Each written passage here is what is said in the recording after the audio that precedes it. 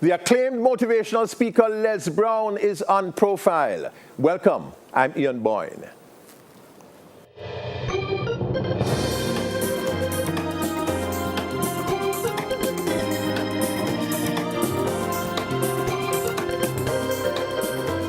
Les, there's always such a buzz when you are in Jamaica. So many persons are asking me about tickets, are saying that they must be at the Les Brown presentation. This is enormous. Even people who are not normally excited about motivational speeches get almost orgasmic when they hear that Les Brown is coming. And I feel the same way when I'm coming here. You feel excited about being here. There's I'm something about hungry you to and the get to Jamaican. him tomorrow. Yeah, without question. Yes. Yes. I'm excited about it because it allows me to be in a setting with people who have goals and dreams and who have a propensity for high energy performance. Jamaicans have just a natural ability to be entrepreneurial, to have big dreams. Yes. The first motivational speaker on the planet was Marcus Garvey. He was before Dr. Norman Vincent Peale and Zig Ziglar and Robert Schuller. And so when I read his words, "Rise up, you mighty people," that inspired me, being in the ghettos of Liberty City and Opelika and Overtown and poor sections of Miami, Florida. Those words resonated with me. Garvey's words. And helped me to become the person that I am. That was the first major movement in America where African Americans came together. And something that he did that was very important that the Honorable Elijah Muhammad duplicated, and that was he gave us a strong sense of self. That's number one.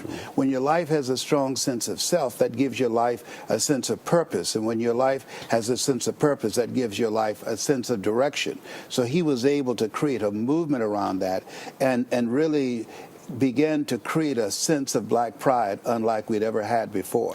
He interrupted how we saw ourselves based upon how we saw ourselves through the eyes of white people. How early did you come upon Marcus Garvey? It was in my high school years. In high school years? In my high school years, Garvey. yes. And I was exposed to men who were part of the Garvey movement. Yeah, the Garveyites, absolutely. Garveyites, and yes. those men sat around and talked, and when I was playing checkers with old men, I would hear stories. You heard stories? Yes, about Garvey. So that formed part of your own base of inspiration. And yes, but without any question, because that created a very strong foundation for me and for Malcolm X and for Dr. Martin Luther King Jr., because it was the first movement in America where we were galvanized as people of color to begin to develop a sense of love for ourselves and also a connectedness with Africa. Yes. Let's talk about your own story, your early life, circumstances of birth. Yes. Well, people love this story here because they say I'm adopted. My birth mother, she met a guy from Kingston, and they were cutting sugarcane in South Florida, and he fixed some curry chicken for her, and she got pregnant. Okay, something in the curry. You came, right, yes, as a result of the curry chicken, yes. So Wesley, my twin brother, and I were born in a poor section of Miami, Florida, called Liberty City, an abandoned building on a floor, and we were adopted by Mrs. Mamie Brown. She had a third-grade education, but she had a Ph.D. in motherwit. She was passionate, had high energy, and she was dedicated. Your mother took you to her?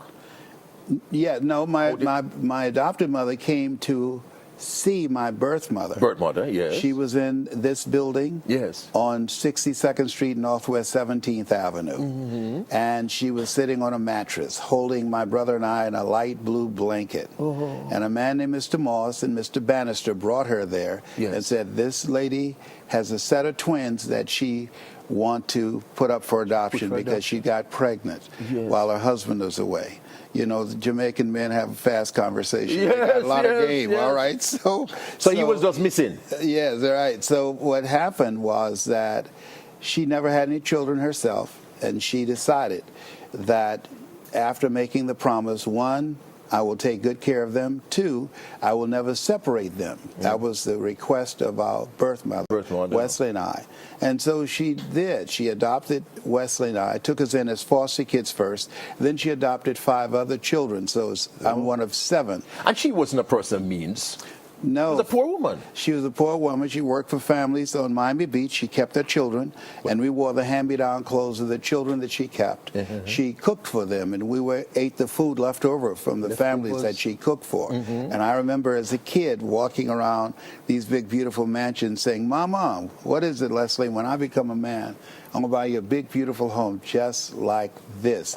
And I'm going to buy groceries for us. We won't have to wait for someone to eat. And I'm going to buy brand new clothes. I'm going to buy you some bloomers. And so we won't ever have to wear clothes that somebody else has worn. I'm from old school. I don't believe a woman should work unless she wants to work. A man provides and protects his family. Women are supposed to do whatever they decide they want to do with the money that they earn, but a man provides and protects. Women are not supposed to pay bills. And so my mother raised us with that kind of mindset. She said, if your wife got a husband and a job too, one of them's got to go. and so we have to be entrepreneurial. We have to create multiple streams of income. And now it's easier to do it than ever before. Let's stay with the story of the early difficulties. We're going to show how you moved out of them. How were you doing at school? I didn't do well in school. In fact, I was labeled educable mentally retarded when I was in the 5th grade. I failed quite miserably, and I was put back from the 5th grade into the 4th grade. That was very embarrassing because my twin brother, Wesley, is very smart. And then I failed again when I was in the 8th grade. So I failed twice in school. I have no college training. But a significant event happened when I was in the 11th grade. I met a gentleman by the name of Mr. Leroy Washington, and he had your kind of energy. And I was looking for a student named MacArthur Stevens, not as in his class. And he said, young man, go to the board and work this problem out for me. I said, sir, I'm not one of your students. He was a substitute instructor. Yes. I said, I'm just here to see MacArthur Stevens. He said, go to the board and work the problem out anyhow. I said, I can't, sir. And the other students started laughing, saying, he's Leslie, he's DT. Wesley, his brother, is smart, but he's the dumb twin. And they all started laughing. And I said, I am, sir. And he came from behind his desk. You accepted that label? I accepted it. And he said, don't ever say that again. Someone's opinion of you does not have to become your reality. And that interrupted my story about myself because I'd been called the dumb twin. Usually I would fight, but my mother said sticks and stones can break your bones, but words can never hurt you. That was not true. Words can hurt, and they can hurt very deeply. He was a communicator, and he taught others, including me, how to interrupt the story that you believe about yourself, and that your opinion is more important than anybody else's opinion. And so that became, for me, a new day. Helped me to write a new chapter. That conversation was catalytic. Yes, it interrupted my vision of myself. What changed after that? What changed? For the first time, I was a D and F student in school for the first time because I wanted to be a part of his drama class. Yes. And I was never mainstream. I got a 2.8. I had never done that before. But because of how he looked at me and how he treated me, like he expected something from me. No one rises to low expectations. 86% of the kids that are designated to go into special education are black kids. 86%. And one of the things I believe we should never label children. We should label jars. Words are very powerful. Thou shalt decree a thing and it shall be established unto you. And so we should be very mindful of the words that we ourselves use as we communicate with our children, particularly when we're angry, and we'll certainly never allow an institution like a school system to label our children. They don't know enough about us to label us. Absolutely.